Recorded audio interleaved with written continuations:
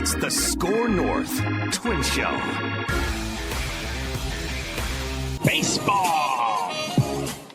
All right, SKOR North Twins Show. We are officially in off-season mode. The 2025 campaign has come to an end. It was a 92-loss season. The Guardians win the Central for the third time in 4 years, and the Twins will be watching from their vacation homes, from their own homes, from the locker room, I don't know where, postseason baseball for the fourth time in 5 years. Hit the like button, hit the subscribe button here on the SKOR North Twins Show YouTube channel. We will still be pumping out content with my little guy here. Wasn't able to be at the ballpark as much towards the end of the season, but we will still be pumping out plenty of Twins content here throughout the off season. And on today's episode, we are not going to question the commitment to investing in the Twins, and we do not question some short-term pain in the long term for winning a World Series. So that's what we're going to talk about today. The Star Tribune sat down with the Polads for two different pieces. We're going to break it all down and dissect that here today on the SKOR North Twins Show. Mackie, Jed, and Dex here. So there's a lot of quotes. Joe spoke to the Star Tribune in two different paths here. There's a I guess can we say it? Because is there a new Polad? They're dusting off a new Polad publicly, right? Yeah. So yep. Tom Polad is the executive chair of the Polad companies, and he's Joe Polad's brother. And I don't think he has spoken on the record publicly before, right, Judd? I don't recall. Sure. No. Old Tommy P. No. So Tom's in the mix now. Very much in the mix, as you'll find out. Okay, we got Tom, we got Joe, we got Jim. Has kind of taken more of a public back seat, but we're dusting off a new Polad. So we're gonna break down some of these key quotes. We've learned a few more things, kind of, about what has happened since the trade deadline happened, where they nuked the roster. Not a whole lot of clarity on the minority investors still, as we're waiting approval on that. But we have some key quotes here that we want to bring to the show in case you guys have missed this over the weekend. Like I said, I know a lot of people, including people showing up to the ballpark, have completely checked out of this team. There's still plenty of things to talk about. So, Phil, I'm going to throw it to you with some of these key quotes here. We're going to kind of just, pun intended, bat them around and dissect what was said from Joe Polad. Yeah, I put it's two different Star Tribune articles. One of them in particular, the one-on-one with Joe Polad, was like a really sort of PR-heavy, positive spin on how he sort of sees the situation and whatnot. But I put these in three different categories. The Polads on the rope-a-dope sales process, the teams on the market, whoops, now it's not, on losing games on the field, just like the lack of success. And then the third category being fan negativity and their quotes. And in the fan negativity section, there's also some Dave St. Peter and some Terry Ryan even was quoted. Mm-hmm. But I just want to start outside of those three categories. This one kind of struck me from one of the Star Tribune pieces. Joe Polad is a private person in a public role. Close friends and colleagues call him remarkably deliberate and intentional. In a wide-ranging interview with the Minnesota Star Tribune, he chose his words carefully, sometimes thinking 20 seconds or longer before responding, knowing every statement could be dissected. That is some nervous energy, man, for a newspaper Q&A. But that is sort of how he operates, and I think he's very, very nervous about so his Uncle Jim gave the total system failure quote from like 8 years ago or whenever that was. Yep. Almost 10 years ago now that went viral for a while. And then the right size the business comment that Joe made on the radio. Mm-hmm. I don't know that he's done more than 2 or 3 radio interviews since then, a couple years ago. So he mostly sticks to newspaper or written Q&As so that he can ponder over his answers, as the writer documented here, for 20 or 30 seconds before delivering whatever he's going to deliver. I just thought that was an interesting little aside from these pieces. There's a lot of great stuff here. There's a lot of fantastic stuff. There's a lot of, if this was meant to help the Polads, we're going to have a field day with it on the show. I think that was the spirit is you guys need to come out. And so on the rope-a-dope sales process, Tom Polad, who I think is speaking publicly for the first time. There's a lot of other Polads behind the scenes, especially as the generations have spread out, how many family members get a say. Yes. That have a ton of influence behind the scenes but don't speak publicly, because that's been Jim and then Joe's position. But Tom Polad said the family never would have tried to sell its controlling stake had the two minority investors that they brought on been on the table from the get-go. So if those options were available like a year ago, then they never would have put the team on the market. Tom and Joe refuted accusations that the family used the Twins as a cash machine by making trades and payroll cuts. It's quite the opposite, they said. The brothers expressed a hunger to bring another World Series title to Minnesota. The Twins' $500 million debt, they confirmed, was the result of their sustained investments in the team and Target Field. Tom Polad said the family has repeatedly chosen to invest beyond what the Twins' revenues can support in an effort to field a competitive team. This is actually exactly what, when we were trying to dissect some of this stuff earlier in the summer, we talked about, listen, the best message, quite frankly, might be to tell fans, hey, the reason why we're $500 million in debt is because we're trying to pump out we're overspending what we're bringing in to make the ballpark better and to put Carlos Correa on the field. And you can rip us for the results, but I actually kind of like them coming out and framing it this way. What did you guys make of that first portion of these quotes? Yeah, and that's what was kind of told to me behind the scenes, that we've brought up before, that's what they were trying to do. Now, I I tend to agree with Phil that I think saying it out loud and publicly and not just sourced info is probably a little bit of a better look. But there's some other, I think, key things here from these quotes that kind of not set me off. Well, they do set me off, because I was seething reading some of this late last night, like at 9 o'clock, watching Sunday Night Football, catching up from over the weekend. But yeah, I understand what they're trying to say here, and it's a better look, but still, there's some other more puzzling things here that dig them a deeper hole. The problem is it's just too late. Like they're now trying to play catch up in what they should say months after. And at that point in time, like once you committed to sell the team and everyone went, yay, this is awesome. And then you're like, no, we're not going to. And now you're like, okay, let's try to put the horse back in the barn. It's so late. It's so late. And you know what, too? You're billionaires. No one's going to feel sorry. Oh my God, you improved the ballpark. Thank you so much. Those nickels and dimes you found in the couch cushion to do so. You are the greatest people. So if this was the plan, it's just far too late now. Yeah, I think like from a messaging standpoint, if it's true, by the way, I guess we don't know fully how the $500 million in debt was racked up. And I don't think there's any other teams in baseball that have that amount of debt racked up, according to reports.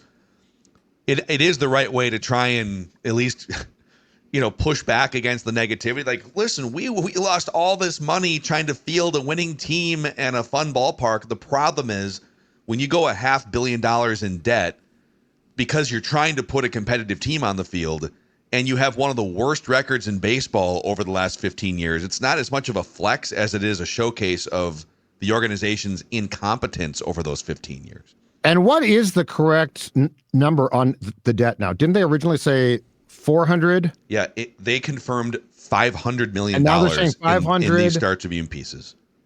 I mean, I don't know. It feels like it's like $600 million. Yeah. Are you? It's $1 billion.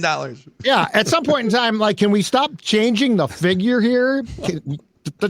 I think it's like 450. It's like maybe close to 500. They're rounding up a little bit. The transparency is very convenient to them. Like it's like here's our new transparency now.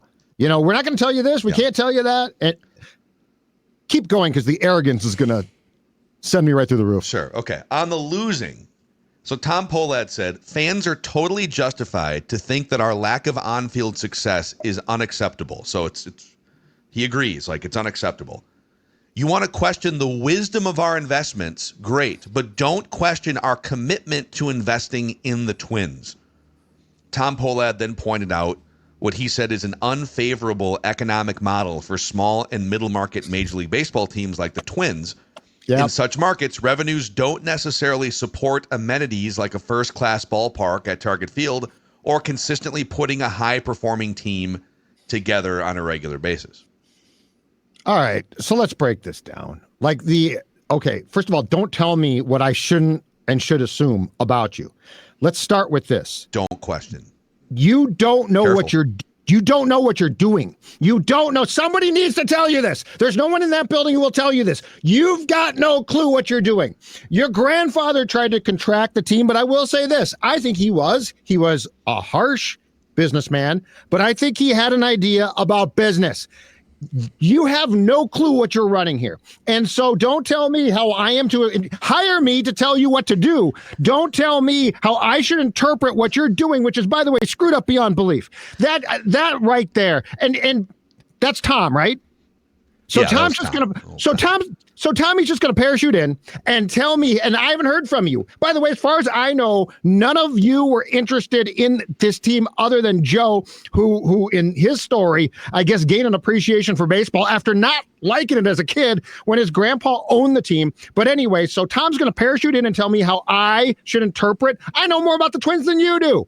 I could run this better than you can. You people have killed a radio station. You have killed a journalistic entity that you bought. So don't tell me that we know what we're doing. There's nothing that drives me more insane than kids that inherit money and tell me that I'm rich for a reason. No, you're not. You were fortunate enough to be born into the Polad family, okay? So don't ever come around and tell me, because Derek Falvey doesn't have the cojones to tell you, you guys are not very good at what you do. And quite frankly, I might not be either. Do not parachute in and give me a lecture on this is how we are going to do things. We know what we're doing. Don't question our commitment. How can I not question your commitment? You traded 10 guys at the deadline. Well, no, keep going. Sorry, keep going. Okay, you traded 10 guys at the deadline. All right. You just saw, and it's not being mentioned because Twins fans don't care at this point, but you just saw the Cleveland Guardians, who were behind you, I think, at the All-Star break, just won the American League Central. And you're going to tell me that you are good at, you know what you're doing. And so I am to back off and show up next season and buy your overpriced beers. This is ridiculous. I actually, not that I disagree really with the tone of your frustration here, but I actually took these Tom Polad quotes in my own head in a little bit of a different fashion. So I appreciate Tom Polad for jumping out into the fray here. There is according to The Athletic, there's like a 98.5% negative approval rating toward his family, and he is saying, "All right, I'm going to come out here and I'm going to bring it on. Let's go. Let's come on, you guys." And he's kind of squaring up by saying, "Don't question our commitment." I don't think he was like shaking a finger. We don't know, of course, because it's in print and we don't know the tone of it. But don't question our commitment. And I would say I appreciate Tom for letting us know where the playing field is here. Because for years and years, people's primary criticism of the Twins is they are cheap Polads and they don't spend enough money on the organization. They're pocketing all this money, right? And they are coming out and telling you that's not the case. In fact, we are $500 million in debt. Specifically because we don't pocket money, we actually outspend what we bring in to put a product on the field for you people that aren't appreciative. And I would say, okay, thank you for defining where the playing field is for criticism. He says, you want to question the wisdom of our investment? Great. Let's live on that playing field for a second. Because he says, hey, it's really hard for small and middle market teams like the Twins to really operate. I mean, hell, we're operating this first-class ballpark, which costs a lot of money, and putting a high-performing team on the field is really hard. And while I agree with his general take about MLB's economics being skewed toward large markets, where he steps in a bucket here is the Brewers have the best record in Major League Baseball right now. The Guardians just whizzed past you from the All-Star break till the end of the season and have won 90 games like 6 times since you hired Derek Falvey. And the Twins themselves, in the first 10 years of the 2000s, with ownership trying to contract its own team and spending bottom 5 money on its own payroll, won the division almost every year because they were well run from a baseball ops perspective. So I am happy to carry this conversation from the cheap Polad's field, okay, fine, over to the wisdom of their investments field, because that's a great field to have this conversation on. Yeah, but it drives me crazy that Tom clearly defending, like Tom Polad yesterday, I don't think had ever been quoted on the Twins. So now he's upset because his brother, rightfully so, is being dumped on. Because, by the way, his brother did step up and say, I'll run the team. I've run the pro shop. I can run the team. And now Tom's defending his brother. And the reality is, here's the only statement I need. We're not very good at what we're doing. We don't understand what we are doing. We're not cheap. We're just incompetent. Just come out and say it. That's what you are. You're just incompetent. Like the thing about being cheap is we're so far past the point. And the guidance, by the way, from Major League Baseball that Tom got, set up the lockout. Set up the lockout. Make it very clear. It's tough. It's tough out there. Is just crystal clear. Like, these people think we're idiots, which is fine if you're really smart. You can treat me like a moron if you're smart. And I've said this before and I'll say it again. Seriously, I like smart people. And God knows, there are a lot of people who are very rich too, who are smarter than I am. And then it's like, oh, okay, I sort of get where you're coming from. You're a little bit smarter though. But this is literally now, they throw, so Joe got knocked out or heck, you know what? It's a wrestling comp. So the public is wrestling the Polads, right? And it's a tag team.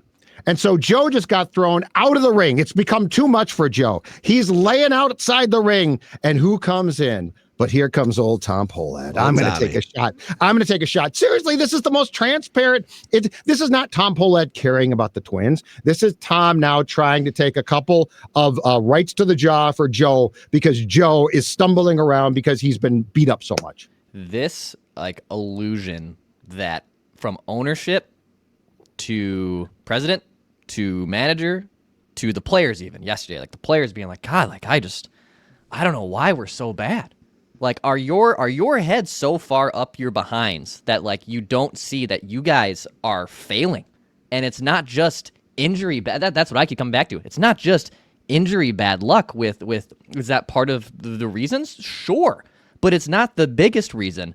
And you've missed the playoffs for the fourth time in 5 years. You think your process is great. You think it's bizarre that fans are questioning your commitment to investing in your team when you have a historical precedent of not doing that. Like, yes, you signed Carlos Correa, you traded him halfway through it. You signed Josh Donaldson, you traded him halfway through it.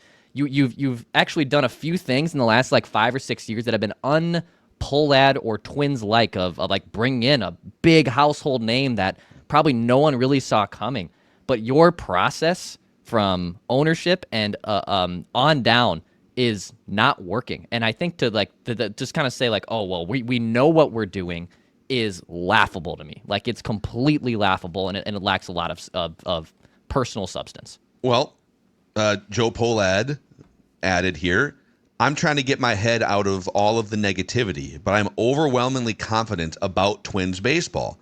I'm confident because we've got all the right pieces and we have all the resources that we're ready to invest when needed.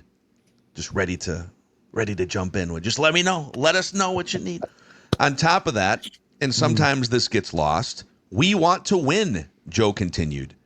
The goal is not to compete. The goal is to win a World Series. That doesn't mean it doesn't come with some pain in the short term. Building a true winner comes with some challenge, right? So real quick here. He's essentially saying, we've got the resources. This is not a resource issue, especially now that the minority investors are going to wipe out a huge chunk, if not all, of the $500 million in debt.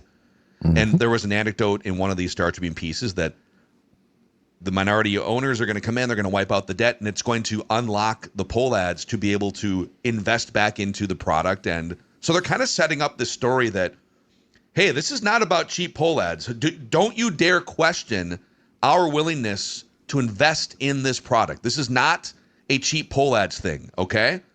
All right. Then again, let's go back to the field that they want to be measured on, which is it's not a resource issue. Maybe baseball economically is stacked towards some of the bigger markets, but it's not a resource issue. It's a wisdom of investments issue. And I would point to, Derek Falvey it's like squarely pointing at Derek Falvey then. Okay, it's not it's not a resource issue going forward. It's how we're spending those resources. Mm-hmm. I sent this to Judd over the weekend. I was just on a baseball reference rabbit hole. You're wondering, why are the Twins missing the playoffs in 4 of the last 5 years? Why, since Derek Falvey took over in 2017, do the Twins have one 90-win season in almost a decade, and the Guardians have 5 in that same period? Over the last 15 years, the Twins have the 5th worst winning percentage in all of Major League Baseball. So essentially, the duration of the target field era, they have the 5th worst winning percentage in all of Major League Baseball. A lot of that is Derek Falvey as well. He's been overseeing operations for I think 9 seasons now. So Christian Vazquez finished the season with a 580 OPS. That is the 4th worst OPS in the history of Twins baseball for a career. By the way, I'm sorry. He finished his 3 years, his career, with a 580 OPS. And of all Twins hitters who come to the plate at least 800 times, the only 3 that had a worse career Twins OPS than Christian Vazquez, who they spent $30 million on to be a primary piece of this thing over the last 3 years. Jim Cott, who's a pitcher, Jerry Zimmerman, who was a backup catcher in the 60s, and Matt Walbeck, who was the starting catcher or rotational guy in the mid-1990s. So that's just one decision. Don't get me started on the 5-year Chris Paddock adventure and all these things.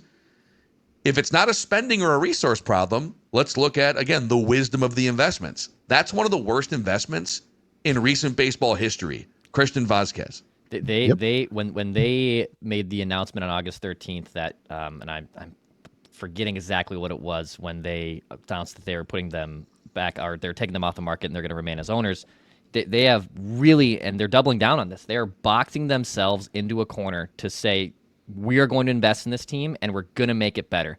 They essentially now have to deliver on that. And even if they are big players in free agency this year, and I really haven't done a fine, huge deep dive in who's available or trade targets of bringing in external talent, even if they do that, do they have the right people, coaching staff and development staff in place to optimize and maximize those dudes? They have put themselves in such a corner that even if they do it, even if they spend like crazy, which is they've never done, and I don't expect them to do, they have put themselves into the corner of if you are doing this, you have to be right on it. And I don't think it's a hot take to suggest your manager and front office staff and development staff is not maximizing those players. You can brag about you having the second best prospect pool in baseball. Walker Jenkins could be a stud. I hope he is. I honest to God hope he is awesome. Mm-hmm. But you have not developed those players or cultivated and maximized the majority of those guys.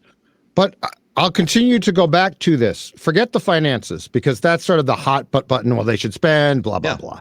Let's go back to what I keep saying. They're incompetent. They are not competent. They are not fit to be running a franchise. Let's go back. Let's trace the history of the Minnesota Twins. Carl Polad, okay? Carl Polad buys the team in 84. Eventually, after a couple of years, hires Andy MacPhail, who hires Tom Kelly. MacPhail is a great hire. He's fantastic. He is the GM for 2 teams that win World Series. Okay. Terry Ryan is a scout under MacPhail. When MacPhail bolts to the Cubs, because they clearly had a lot more cash and still do to work with, Terry Ryan is promoted. Now, Terry Ryan 1.0 turns out to be a fantastic hire. The Twins show patience because they are terrible. It's beyond Terry's control, a lot of it. But as far as a baseball guy goes, in the 90s, really good at cultivating talent, really good at working trades, signing washed-up veterans, trading them for good young talent. Terry Ryan 1.0 then leads from Kelly to Gardenhire into another golden age in the Metrodome at the end there for the last 9 or so years. Okay. Now, Carl dies in 2009, okay? Since then, this team then goes from, first of all, the Polads had so little clue post-Carl what they were doing. that when Terry stepped down, they basically accepted Bill Smith, who was not a baseball guy. Bill Smith turned out to be a great architectural guy. I mean, Fort Myers is great. I don't know if you guys have been there, but they hire Bill Smith to succeed Terry. It's a disaster. Phil covered it, saw it. You could talk about it, but it's a disaster. Okay. Then Bill Smith does not work. So what do we do? Let's put our finger in the wind here. Let's go back to Terry, who feels bad because Bill Smith is such a disaster that he takes a job he shouldn't have taken at that point. The game has changed. Terry 2.0, we can certainly talk about, was not a good experience. Okay, then Terry, then the Polads go in 2016, and this is again what I love about the incompetence. The Polads go, the story is, and say to Terry, we're going to have to fire Molitor because we're off to a historically bad start, and we have to do something here to keep fans engaged at least a little bit. Terry says, no, I'll quit right now. I'll resign right now. Mm-hmm. So they just allow Terry. Terry just steps down. Paul keeps the job. Then they go get Derek Falvey, who has not exactly been a home run, considering he came from Cleveland, which continues to just churn out pitching. The Cleveland Guardians at the end, in the second half of the season, were using a 6-man staff. Like they are a borderline revolutionary. Let's do this. Let's develop pitching, and it works. And here we sit, Derek Falvey. The Polads have no idea fundamentally how to run a sports team. And if nothing else, you name me another family that literally treats it, or you name me a family that's successful with a sports team that runs it hot potato style. So Carl passes away. Carl, there's no question you could hate him, but he was in charge, right? So then his son takes it, and his son runs it. And then his son's like, I don't know anymore. So then they get Joe to run it. And now Joe is deservedly taking a ton of crap, right? So who comes in? A guy we've never heard of, who is Tommy. And Phil's right though. Phil's right. Like there's an extension of Polads. Like you could get Sarah tomorrow, and then Jenny the next day, and then Billy the next day. There is a big list of Polads here. But they're just incompetent. They're not. You know what? God bless them on banks. I don't know enough about banks, but there are businesses, bottling companies, don't know enough about that. There are businesses that I'm sure they can run just fine. Peachy Keen. This current incarnation, third generation of the Polads has no business having offices at Target Field. One more note on the on-field futility to just sort of back up what Judd said. If you go back even to 1992, so they won the World Series in 87 and 91. Within the first handful of years of Carl's ownership. But since 1992, even with a nice stretch of division wins and a couple pop-up seasons at Target Field, the Twins have 9 playoff game wins in the last 35 years, which is the third fewest of any team in Major League Baseball. Over a 3.5-decade stretch, 3 different generations of Polad controlling public-facing operators. The only 2 franchises that have fewer playoff game wins since 1992 are Pittsburgh and Cincinnati. 1/3 of all major league teams have at least 50 playoff game wins. Again, the Twins have 9. Mm-hmm. There is a section here on the current fan negativity that I think is going to be just as spicy. But I don't know, Dex, you want to shout out Grandpa's Barbecue? Speaking of spicy. Huh? Speaking of spicy and some nice sauce there, some dry rubs, grandpasbarbecueshop.com to place your order. Plus, you can find them in Fratelloni locations across the Twin Cities Metro. I'm a griller year-round. I like to grill people. I like to grill food items. I like to grill a lot of different things. But Grandpa's Barbecue Shop, specifically for the food, go to grandpasbarbecueshop.com, to place an order. Free shipping on orders $50 or more. Yeah, find them in the Fratelloni's locations too. grandpasbarbecueshop.com. Also, shout out to Running Aces. Running Aces is a fantastic place to go hang out with your friends, to go to bring your friend group for a night of poker, night of blackjack, bingo, trivia, stand-up comedy returning in the month of October. This is not your typical casino scene. We're talking smoke-free, bright, energy-filled, and a bunch of upcoming events. I used to spend a ton of time at Running Aces as a hardcore poker player back in the day, and it was fun to make my return a few weeks ago for that Purple Daily Unplugged event. They just underwent a multi-million-dollar renovation. So just a really cool, fun place to hang out. Watch sports on their 53-foot continuous LED screen, which is the largest in the state of Minnesota. And it's easy access off 35, north edge of the metro. Runaces.com. That's runaces.com. Baseball. So, okay, the third bin here is the Polads reacting to current fan negativity. Fan frustration has infiltrated Joe Polad's daily life. In recent weeks, people often approach him in hushed tones, almost like he's in mourning. He deals with it in an even-handedness that friends call his trademark. Joe says, quote, "Know that it's just a period in time. It's like parenting. When your kid's having a hard time, you try not to have them focus on the moment itself, but realize the sun is going to come up tomorrow." Joe added here on fan frustration. Fans just want to win, and they want to win every year. I do too. Everybody's lives are better when their team is winning. But at some point, then he paused, according to the article, choosing his words carefully. "We've tried to do that for a few years now, and it just hasn't worked out. At some point, you got to look at yourself and be like, you know what? We've got to try something different. And not everyone's going to like it. You got to own it. Fans are going to be upset. They're going to say what they're going to say. And you got to keep moving forward and trust that you're making the right decision." You're not. But like, unless there is something that you have now planned here, as we've now officially entered the off-season mode that we're unaware of, and if there's something else in the works, great. Honestly, like, good for you for analyzing the problem. But that is not working. Like that to me is why I keep banging my head against my own wall. Yeah, I'd just love to know kind of like see what. My face is red. Yeah, My face is red right now. Yep. I am. I mean, that quote right there should eliminate him as anyone who can run the Twins or have anything to do with it. Listen to that quote. Go back and read that quote. He is trying to say, hey, it's like when your kid has a problem at school. Joe, this is like a person with a major problem who needs some type of real help. This is not like your third grade kid has problems. Like, he's literally like, it's a moment in time. What are we talking about here? Like, it's word salad. I think it is definitely word salad. I think if it were just a moment in time that ran antithetical to the rest of Twins' recent history, correct. That if it was like 2005 was a moment in time where they missed the division, they didn't make the playoffs, but they had something structurally and leadership-wise from Terry Ryan to Ron Gardenhire and young players. They had a nucleus.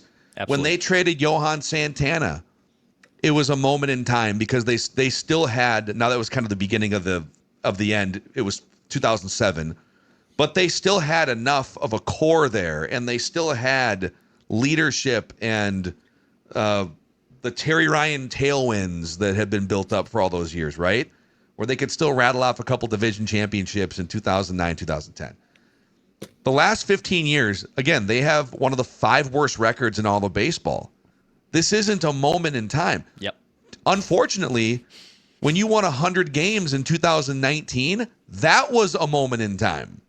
It runs antithetical to everything else for the most part the last 15 years. Winning is the blip the last 15 years. And you lost any right to say any of this nonsense, garbage, and crap when you got a new stadium. Like, they are in a stadium. Why? Partially because we all said, oh, that's going to help them, right? Like, what did they do about the Metrodome? Rightfully so, probably. They bitched about it. We can't make money in here. It's not we can't maximize the revenues, okay? They weren't necessarily wrong. Well, now you have an empty, still beautiful 16-year-old ballpark. This is not a moment in time. This is a red alert. The building's on fire. You need the fire department to come and put it out. A moment in time. It's just ridiculous. How the stuff that this family says is just ridiculous. Again, I just go back to it. It is incompetence. It is nothing more than it's incompetent. And Dex keeps saying if they have a plan, they have no plan. It's become very clear. They have no plan other than to defer to Derek Falvey, who I think we really should be talking about today. But unfortunately, ownership is so bad that we have to talk about that. But ownership, sort of indirectly, back to the initial Tom Polad quotes, is I don't think he's trying to do this, but he is putting a spotlight on Derek Falvey. Because Sure. Tom Polad comes out of the gate here in his first public comments, I think ever, as part of this family that owns this baseball team, and he says that you should, if you want to question the wisdom of our investment, great, but don't question our commitment to investing in the Twins. He's saying, don't question us for whether we're spending money. Yeah. Question the way that the money's being spent. Okay. Well, that's kind of what we've been poking at here. So a couple more quotes. Dave St. Peter, who longtime team president, he's more in an advisory role now as of last January or February, but he's still part of the organization. And Dave said, we are miles ahead. This is, again, on fan negativity and fan backlash right now. Mm-hmm. We're miles ahead of the late 1990s Twins in the Metrodome. I know it's in vogue right now to be mad at the Twins and be mad at the Polads. They accept that. And over time, they'll navigate through this just as they have other low points. And then Terry Ryan was actually asked about the fire sale at the deadline. And Terry said they turned around and did something good at the trade deadline. So he, from his perspective, believes that they were good moves. They might have gone further than fans hoped they would, but that attitude might change here in the next 12 months. If the youngsters pan out, Terry said, all of a sudden people will forget. And I appreciate the hopefulness and the spirit of that commentary, and I respect the hell out of Terry Ryan and Dave St. Peter, but Terry specifically, I think, is one of the most brilliant baseball evaluators that I've certainly ever been around. I used to cover the Twins beat. The problem is Terry 1.0 is not the one running baseball operations anymore.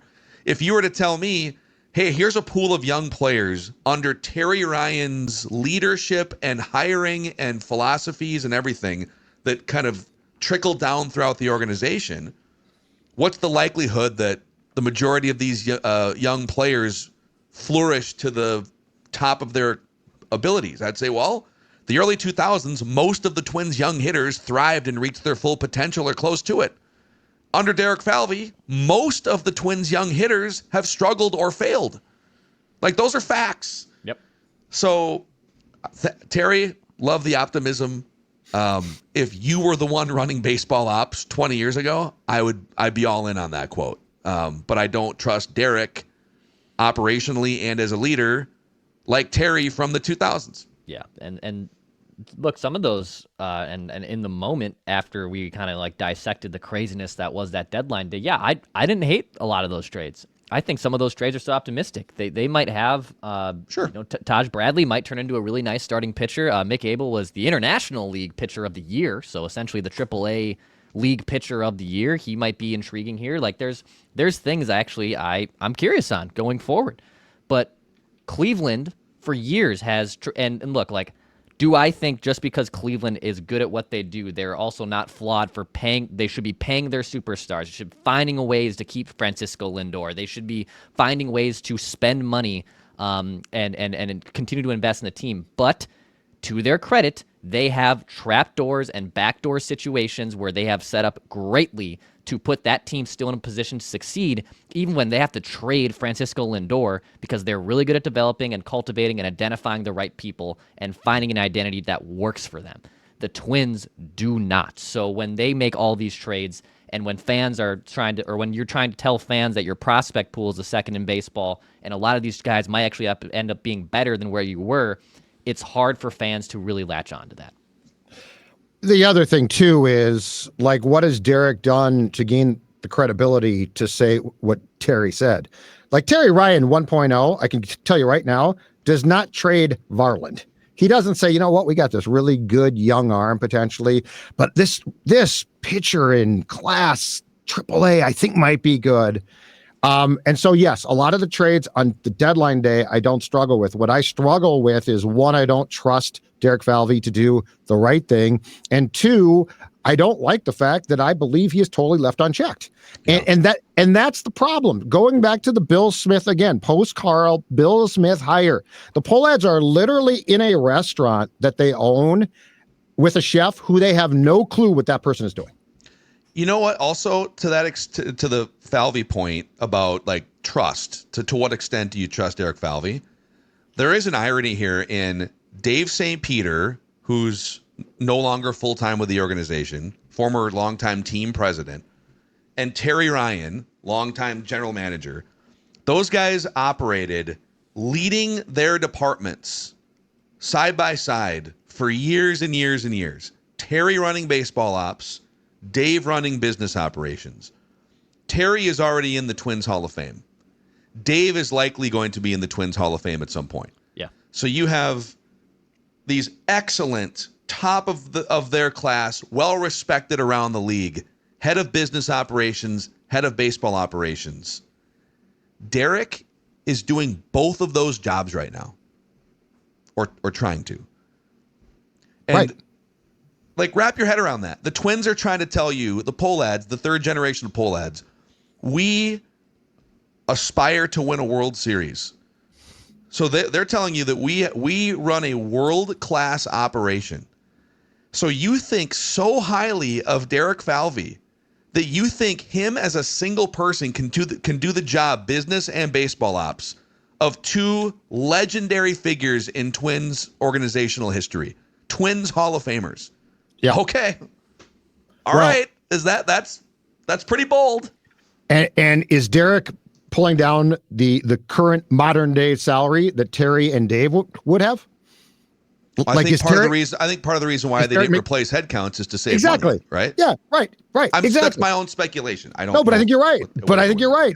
But again, don't tell me, like, they are telling you that it is sunny and you go outside and it's raining. Yeah. Like, it's just all fraudulent. Yeah. It's just all fraudulent. And I just would have, and the thing that surprised me is in those stories, I would have liked to have heard some dissenting voices. Like, you can't tell me everyone thinks this is great. Like, there have to be some people on or off the record, Thad Levine perhaps, who would have told you, yeah, you know what, there's some flaws there.